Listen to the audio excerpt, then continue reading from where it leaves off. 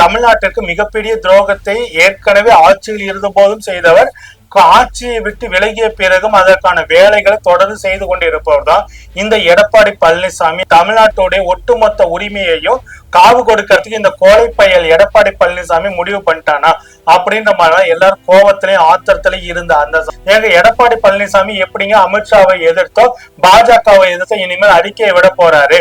சில அதிமுக நிர்வாகிகிட்ட இருக்கும் போது, ஏன்டா இன்னுமாடா இந்த ஆளை நம்பிட்டு இருக்கிறீங்க, இவன்லாம் இதுக்கு சரிப்பட்டு வருவானா மாட்டானா அப்படி யோசிக்க கூட மாட்டீங்களா? நிச்சயமாக எடப்பாடி பழனிசாமி பாஜகவுக்கு அமித்ஷாவுக்கு பணிந்து கூட்டணி ஆட்சிக்கு ஒப்புக்கொண்ட சாதாரண இந்து முன்னணி. அதுக்கு பாத்தீங்கன்னாக்கா ஒரு திருநாய் கூட அதனுடைய கூட்டத்துக்கு செவி சாய்க்காது. அப்படிப்பட்ட அந்த கூட்டத்துக்கு சவுக்கு சங்கரை பொறுத்த வரைக்கும் எல்லாத்தையும் வெளிப்படையா சொல்ல தெரியும். அவனே ஒரு social media mafia. Savukku Shankar தன்னை சுற்றி ஒரு சோசியல் மீடியா மாஃபியாவை உருவாக்கி அதன் மூலமா அவதூறு தகவல்களை பரப்புன்னு சொல்லி பலரிடம் பணப்படைக்கின்ற அயோக்கியத்தனமான வேலைகளை செய்து கொண்டிருக்கிறார் அப்படின்றது மதன் வெளியிட்ட வீடியோல இருந்தும் ஒரு சவுக்கு சங்கர் போன்ற ஒரு சோசியல் மீடியா மாஃபியா ரவுடி பொறுக்கி எச்சப்பையன் இவனை கூட கூப்பிட்டு கண்டிக்கிறது துப்பு இல்ல. எடப்பாடி பழனிசாமி தன்னோட சுயநலத்துக்காக யாருடைய காலையும் விழுவான். அதாவது அமித்ஷா காலம் மட்டும் இல்லைங்க, நைனா நாகேந்திர காலம் மட்டும் இல்ல, அண்ணாமலை கால மட்டும் இல்ல, சவுக்கு சங்கருடைய காலில் கூட எடப்பாடி பழனிசாமி விழுவாங்க. இணையமைச்சர் இருக்கக்கூடிய ஒரு நபர் நீங்க ஒப்புக்கொள்ளாத ஒரு விஷயத்தை தொடர்ந்து எப்படி பேசிக்கிட்டே இருப்பார்.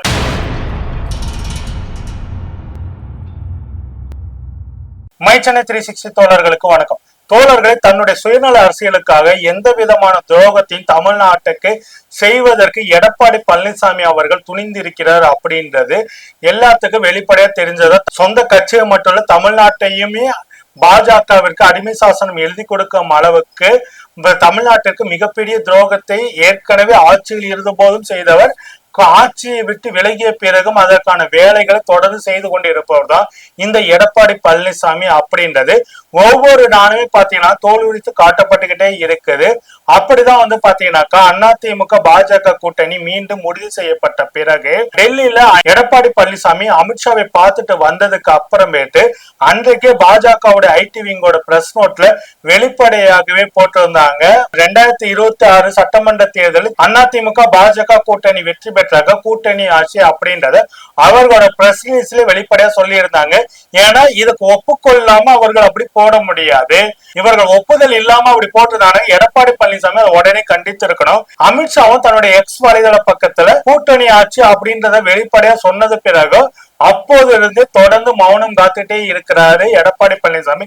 பிறகு மதுரையில வந்த அமித்ஷா அப்பொழுது கூட்டணி ஆட்சி குறித்து பேசிய போது தமிழ்நாட்டுல இருக்கக்கூடிய எல்லோருமே கொந்தளித்தாங்க. தமிழ்நாட்டுடைய ஒட்டுமொத்த உரிமையையும் காவு கொடுக்கறதுக்கு இந்த கோழை பயல் எடப்பாடி பழனிசாமி முடிவு பண்ணிட்டானா அப்படின்ற மாதிரி எல்லாரும் கோபத்திலையும் ஆத்திரத்திலையும் இருந்த அந்த சமயத்துலதான் மீண்டும் இப்பொழுது இன்று தினமலர் பத்திரிகைக்கு அமித்ஷா அவர்கள் கொடுத்த பிரத்யேக பேட்டி வெளிவந்திருக்கு. அதுல மீண்டும் அமித்ஷா சொல்றாரு, 2026ல அதிமுக பாஜக கூட்டணி வெற்றி பெற்றாக்கா, 2026ல அதிமுக பாஜக கூட்டணி வெற்றி பெற்றாக்கா நிச்சயமாக அடுத்த கூட்டணி ஆட்சியை தான் அமைப்போம், அதாவது அதிமுகவுடைய ஆட்சியில பாஜகவும் பங்கு பெறும் அப்படின்றத வெளிப்படையாக தினமலருக்கு கொடுத்த பிரத்யேக பேட்டியில அமித்ஷா அவர்கள் வெளிப்படையா சொல்லி இருக்கிறாரு.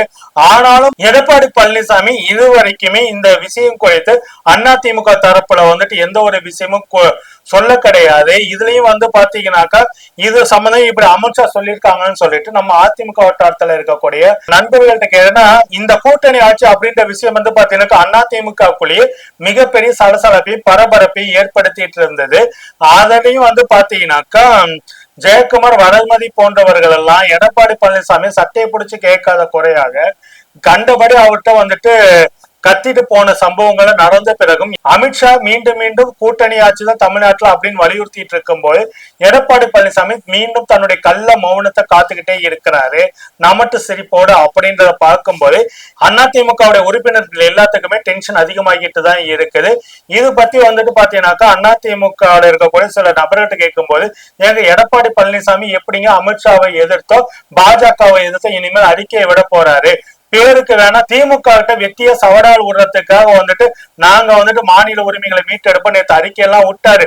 அது ஆனா ஒட்டுமொத்தமா தமிழ்நாட்டினுடைய உரிமையை வந்துட்டு எடப்பாடி பழனிசாமி எங்க கட்சிக்கு தான் துரோகம் பண்ணாருனாக்கா ஒட்டுமொத்த தமிழ்நாட்டுக்குமே துரோகம் பண்ணி இருக்கிறாரு அப்படின்னு சொல்லிக்கிட்டு சில அதிமுக நிர்வாகி நண்பர்களே சொல்லியிருந்தாங்க. குறிப்பாக வந்து பாத்தீங்கன்னாக்கா இன்னும் சில பேர்த்துல கேட்கும் போது இல்ல தொடர்ந்து பிஜேபி இந்த மாதிரி கூட்டணி ஆச்சுன்னு சொன்னாக்கா அவங்க வந்துட்டு கூட்டணியை விட்டு விலகி போயிடுவாங்க. அதிமுக வந்து விஜயோட கூட்டணிக்கு வந்து பேசிட்டு இருக்கிறாங்க. இதை விஜயும் கூட்டணி ஆச்சுதான் கேட்கிறாரு. அப்படி இருக்கும்போது பாத்தீங்கன்னாக்கா இவர்கள் வந்து சுயலாபத்துக்காக பேசிக்கிட்டே இருக்கிறாங்க அப்படின்னு வந்து சொல்லிட்டு இருக்கிறாங்க. அதனால எடப்பாடி பழனிசாமி சாதாரணமா நினைக்காதீங்க, நிச்சயமா அதிமுக வந்துட்டு கூட்டணியை வந்துட்டு கவுத்துட்டுருவாருன்னு சொல்லிட்டு இன்னொரு தரப்பு சொல்றது. ஏன் நம்மளுடைய நட்பு வட்டாரத்துல இருக்க சில அதிமுக நிர்வாகிகிட்ட போயிருக்கும் போது ஏன்டா இன்னுமாடா இந்த ஆளை நம்பிட்டு இருக்கிறீங்க, இவன்லாம் இதுக்கு சரிப்பட்டு வருவானா மாட்டானா அப்படி யோசிக்க கூட மாட்டீங்களா அப்படின்ற மாதிரி அவர்களே சொல்றாங்க. ஏன்னா அந்த அளவுக்கு எடப்பாடி பழனிசாமி மீது அதிமுக தரப்புல மிகப்பெரிய அதிருப்தி வந்துட்டு இந்த பாஜகவோட கூட்டணி வைத்த காலத்துல இருந்துட்டு தொண்டர்கள் மத்தியிலும் பல நிர்வாகிகள் மத்தியிலும் நிலவிட்டு இருக்குது அப்படின்றத வெளிப்படையா பார்க்க முடியுது. இந்த சூழல் அமித்ஷாவுடைய இந்த பேட்டி வந்துட்டு இன்னைக்கு தினமலர்ல வந்து மீண்டும் அந்த கூட்டணி ஆட்சி பற்றிய சலசலப்பை வந்துட்டு அதிமுக பாஜக மத்தியில வந்துட்டு உருவாக்கி இருக்குது.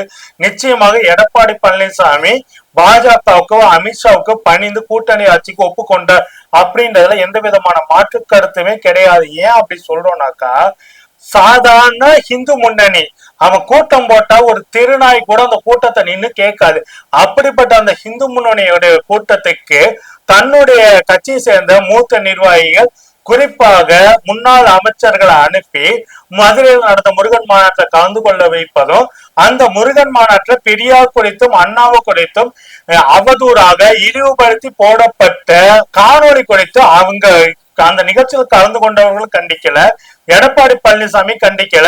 தொடர்ந்து வந்துட்டு இது குறித்து விளக்கம் சொல்றோம் அப்படின்ற பேர்ல அறிக்கை கொடுத்தவங்க இந்து முன்னணியுடைய இந்த அசிங்கமான செயலுக்கு எந்த ஒரு கண்டனம் சாதாரண இந்து முன்னணி அதுக்கு வந்து பாத்தீங்கன்னாக்கா ஒரு திருநாய் கூட வந்துட்டு அதனுடைய கூட்டத்துக்கு வந்துட்டு செவி சாய்க்காது. அப்படிப்பட்ட அந்த கூட்டத்துக்கு இந்த எடப்பாடி பழனிசாமி வந்துட்டு ஒரு கண்டன அறிக்கையை கூட பெரியார் குறித்தும் அண்ணா குறித்து அவதூறாக பேசியதற்கு அதை கண்டித்து ஒரு அறிக்கை கூட கொடுப்பதற்கு துப்பு இல்லாத இந்த எடப்பாடி பழனிசாமி இன்னும் வெளிப்படையா சொல்றாங்க, தன்னுடைய கட்சி நிர்வாகி அதிமுக ஐடி விங் நிர்வாகி ராஜன் சத்யா மீது சவுக்கு சங்கம் வந்து தொடர்ந்து வந்து பாத்தீங்கன்னா பழி போடுவதும் அவதூறு கிளப்பதும் போன்ற பலவிதமான அயோக்கியத்தனமான வேலைகளை வந்து செஞ்சுட்டு இருக்காங்க. இவன் சவுக்கு சங்கரை பொறுத்த வரைக்கும் எல்லாத்தையும் வெளிப்படையா சொல்ல தெரியும். அவனே ஒரு சோசியல் மீடியா மாஃபியா. எந்த அளவுக்கு வந்துட்டு பல பேர்கிட்ட வந்துட்டு அவதூறா செய்தி போடுவோன்னு சொல்லி பணம் பறித்த ஒரு அயோக்கிய கும்பல் அப்படின்னு தொடர்ந்து வெளிப்பட்டுக்கிட்டே இருக்கு. மதனோட வீடியோல இருந்துட்டு எல்லாமே தொடர்ந்து வெளிப்பட்டு இருக்கு. எல்லாத்தையும் வெளிப்படுத்த சவுக்கு சங்க தன்னை சுற்றி ஒரு சோசியல் மீடியா மாஃபியாவை உருவாக்கி அதன் மூலமா அவதூறு தகவல்களை பரப்போன்னு சொல்லி பலரிடம் பணப்பறிக்கின்ற அயோக்கியத்தனமான வேலைகளை செய்து கொண்டிருக்கிறார் அப்படின்றது மதன் வெளியிட்ட வீடியோல இருந்தும் பல விஷயங்களும் நம்ம எல்லாத்துக்கும் தெரியும் போது பாத்தீங்கன்னாக்கா அந்த சவுக்கு சங்கருக்கு தன்னோட கட்சிக்காக பணம் கொடுத்து நீ எனக்காக பேசுன்னு சொன்ன எடப்பாடி பழனிசாமி தன்னுடைய கட்சி நிர்வாகிக்கு தனக்கு கீழே வேலை செய்யக்கூடிய ஒரு நிர்வாகி கொடுத்து ஒரு சவுக்கு சங்கர் போன்ற ஒரு சோசியல் மீடியா மாஃபியா ரவுடி பொறுக்கி எச்ச பையன் இவனை கூட கூப்பிட்டு கண்டிக்கிறது துப்பு இல்ல.